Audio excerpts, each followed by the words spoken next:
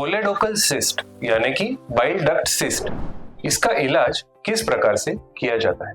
What is the way of treatment for choledochal cyst? चलिए जानते हैं। नमस्ते, मैं doctor Aditya Kulkarni, gastro and cancer specialist and robotic surgeon, Oasis clinic Pune में practice करता हूँ। मेरा एरिया ऑफ इंटरेस्ट है पेट में पाए जाने वाले various digestive abnormalities, digestive conditions, digestive cancers और उसकी लैप्रोस्कोपिक और रोबोटिक सर्जिकल ट्रीटमेंट। आज हम जानेंगे कोलेडोकल सिस्ट के ट्रीटमेंट के बारे में। तो कोलेडोकल सिस्ट या बाइल डक्ट सिस्ट, जैसे कि हमने हमारे प्रीवियस वीडियोस में डिस्कस किया है, ये एक फ्लूइड फिल्ड यानी कि पानी से भरे हुए गुब्बारे के जैसा स्ट्रक्चर जो होता है, जो बाइल डक्ट में क्रिएट हो जाता है और बाइल डक्ट पूरे तरह से स्वोलन अप होके ये एक सिस्ट यानी कि गुब्बारे जैसा बन जाता है। और इसके कई सारे सिम्टम्स भी हो सकते हैं, जैसे कि पेन, जैसे कि फीवर, जैसे कि जॉन्डिस, लिवर के ऊपर प्रेशर आना। ये अलग अलग सिम्टम्स की वजह से पेशेंट सर्जन के पास में या गैस्ट्रोएंटरोलॉजिस्ट के पास में प्रेजेंट हो सकता है। तो बाइल डक्ट के सिस्ट को किस प्रकार से ट्रीट करना चाहिए? तो सबसे पहले ये देखना जरूरी है कि ये किस स्टेज में प्रेजेंट हुआ है हमारे पास, वेदर इस सिस्ट में कुछ कॉम्प्लिकेशंस हुए हैं या ये सिस्ट का एक्सटेंट कितना है, यानी कि ये सिस्ट कहां से कहां तक फैली हुई है, वेदर ये लिवर के सिर्फ अंदर के एरिया में है या लिवर के बाहर भी है। तो इन सारी चीजों पे उसकी ट्रीटमेंट डिपेंड करती है। 75 to 80% of the bile duct cyst जो होते हैं वो लिवर के बाहर वाले बाइल डक्ट में होते हैं और एज सच इसकी ट्रीटमेंट करना ज्यादा सिंपल होता है। जब बाइल डक्ट का सिस्ट लिवर के बाहर वाले एरिया में है तो इसका इफेक्टिव ट्रीटमेंट करने के लिए हम इस सिस्ट को पूरी तरह से रिमूव कर देते हैं। और सिस्ट को रिमूव करने में बाइल डक्ट का कुछ हिस्सा भी हमें रिमूव करना जरूरी होता है, क्योंकि ये बाइल डक्ट से एकदम जुड़ी हुई होती है या फिर कुछ कुछ सिचुएशन में पूरा का पूरा बाइल डक्ट ही इस सिस्ट के फॉर्म में एब्नॉर्मली चेंज हो गया होता है। तो हम इस इन्वॉल्व या अफेक्टेड बाइल डक्ट के एरिया को रिमूव कर देते हैं और इस सिस्ट को भी साथ के साथ रिमूव कर देते हैं।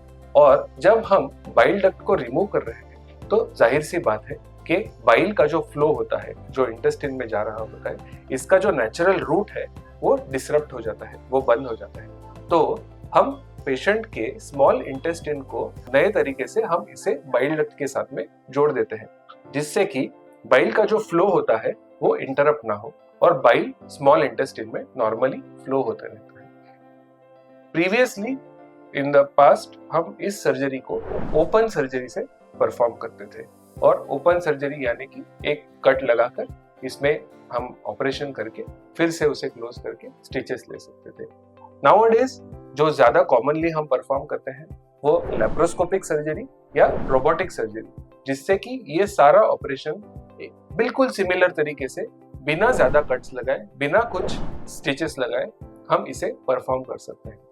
चाहे वो सिस्ट कितनी ही बड़ी क्यों ना हो, इसे हम छोटे से छोटे इंसिजन से, छोटे से छोटे कट से निकाल सकते हैं, जिससे कि पेशेंट की रिकवरी भी फास्ट होती है, उसे पेन नहीं होता है और इसका जो रिजम्पशन टू नॉर्मल एक्टिविटी होता है वो अपने normal activity with in 4 to 5 days carry out कर सकते हैं। अगर सिस्ट कॉम्प्लिकेटेड होती है, यानी कि लिवर के अंदर सिस्ट है या लिवर के दोनों लोब्स में सिस्ट जमे हुए हैं या बने हुए हैं, तब इसकी ट्रीटमेंट थोड़ी सी ज्यादा कॉम्प्लिकेटेड हो सकती है। कुछ कुछ केसेस में अगर सिस्ट इतनी बड़ी है कि उसने लिवर का कुछ हिस्सा पूरी तरह से रिप्लेस कर दिया है, तो हमें सिस्ट के साथ साथ लिवर का वो हिस्सा रिमूव करना पड़ता है, जिसे हम लिवर रिसेक्शन कहते हैं। और ये 5 to 10% ऑफ कोलेडोकल सिस्ट में हमें करना पड़ सकता है। इसी के साथ साथ कुछ कुछ पेशेंट्स में अगर ये सिस्ट को निग्लेक्ट कर दिया जाए, कई सालों तक वो सिस्ट के ऊपर ट्रीटमेंट ना की जाए, तो इसमें कैंसर बनने की भी रिस्क होती है। अगर ये बाइल डक्ट के सिस्ट में कैंसर बनता है तो इसके लिए वो अप्रोप्रिएट कैंसर सर्जरी की जरूरत पड़ सकती है। फिर उसे हम विपल सर्जरी के नाम से भी जानते हैं और उसे लिवर रिसेक्शन भी कर सकते हैं, डिपेंडिंग ऑन ये सिस्ट कहाँ कहाँ पर फैली हुई है।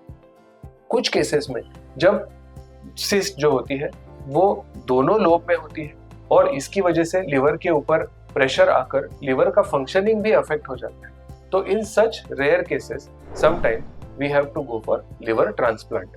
और हम बाइल डक्ट सिस्ट के लिए बहुत ही रेयर सिचुएशन में कभी कभी लिवर को ट्रांसप्लांट भी करना पड़ सकता है, यानी कि किसी दूसरे रिलेटिव का लिवर या फिर किसी ब्रेन डेड पेशेंट का लिवर हमें उस पेशेंट को ट्रांसप्लांट करके उसे नया लिवर देना जरूरी पड़ता है। तो these are the few of the treatments for bile duct cyst. आजकल बाइल डक्ट सिस्ट की ट्रीटमेंट काफी सिंप्लीफाई हो गई है with laparoscopic and robotic surgery. Most of the patient will have a fairly normal life within a few days of surgery. अगर आपको liver cyst के या बाइल डक्ट सिस्ट के बारे में कोई भी जानकारी चाहिए, आप रीच आउट करना चाहते हैं, तो please feel free to write to me in the comment section, और you can also send me a message on WhatsApp. Thank you very much.